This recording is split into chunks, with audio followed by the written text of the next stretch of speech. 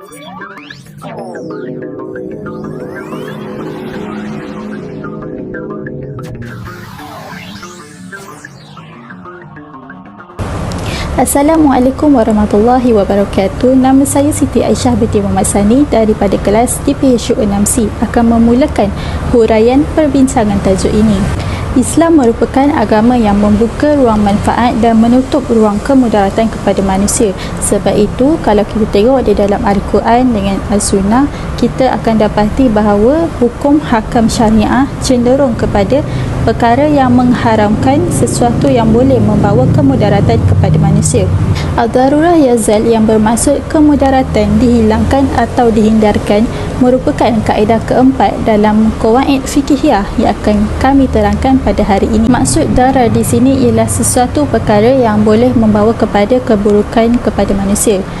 Ianya merupakan sesuatu perkara yang tidak boleh mendatangkan bahaya kepada keperluan asas manusia seperti agama, diri, keturunan, akal, harta, tumbuh-tumbuhan dengan haiwan.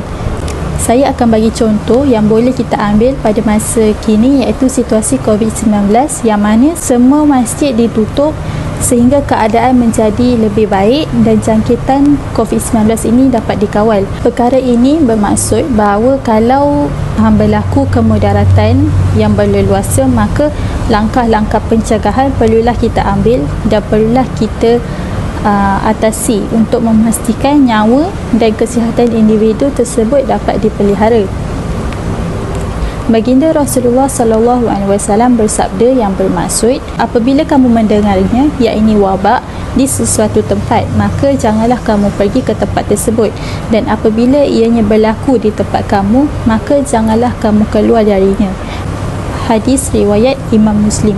Seterusnya, dalam kaedah ad-darurah yazal ini terdapat dua kaedah di dalamnya. Yang pertama, kemudaratan mengharuskan tegahan, dan kaedah kedua, kemudaratan dikira mengikut keadaannya. Kedua-dua kaedah ini akan diterangkan dengan lebih lanjut oleh rakan sekumpulan saya. Sekian, itu sahaja daripada saya. Terima kasih.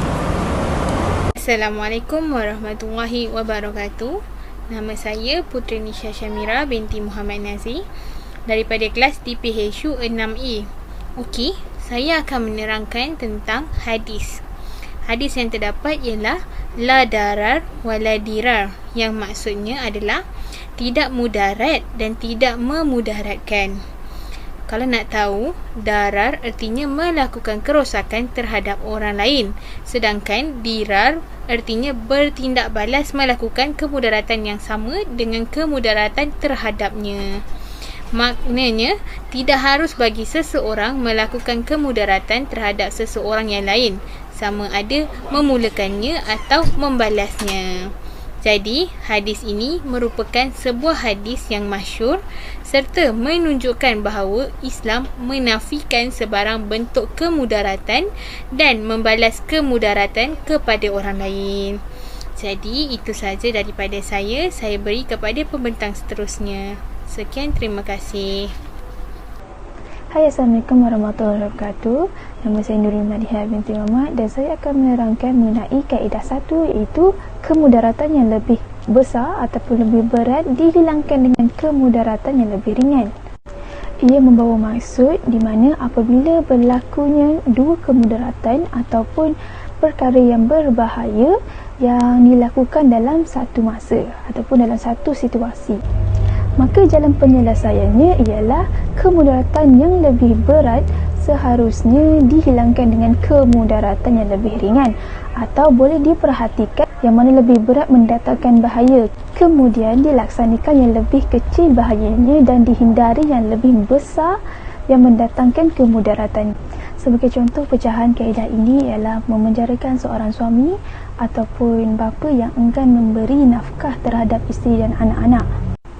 Jika dia enggan, dia boleh disebat ataupun memenjarakan seorang suami yang enggan memberi nafkah. Akan tetapi apa yang kita dapat lihat di sini, kedua-duanya merupakan kemudaratan. Itu sahaja daripada saya. Sekian, terima kasih. Assalamualaikum warahmatullahi wabarakatuh. Nama saya Nur Syahinda Afia binti Zulkifli daripada kelas DPHU 6A.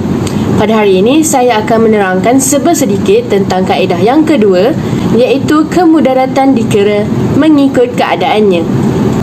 Tahukah anda bahawa kaedah pecahan kedua ini sebenarnya mengkhususkan kaedah yang pertama?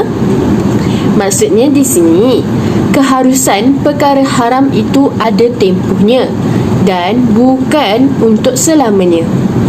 Harus bagi seseorang mengambil yang haram kerana keadaan yang terpaksa. Namun setelah keadaan kembali normal, maka hukum keharusan tadi akan kembali kepada status asalnya, iaitu haram. Ia adalah bersifat sekadar menyelamatkan diri daripada bahaya dan tidak lebih daripada itu.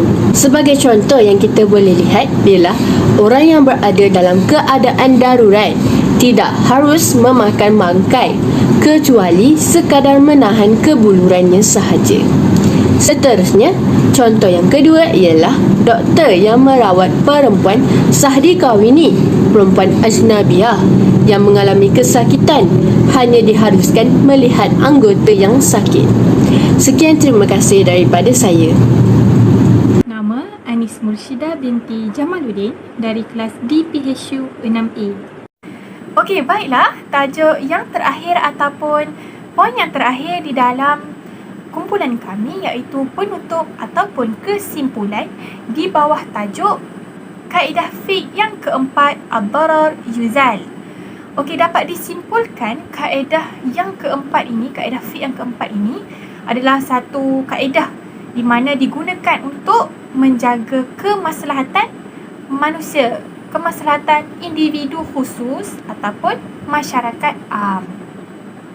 Dan kaedah ini dapat ditunjukkan betapa agama Islam ini dan syariat itu sendiri mengambil berat mengenai kepentingan manusia tanpa melihat kepada agama, bangsa ataupun keturunan sekalipun, untuk menolak kemudaratan dan kerosakan yang berlaku ataupun yang bakal berlaku.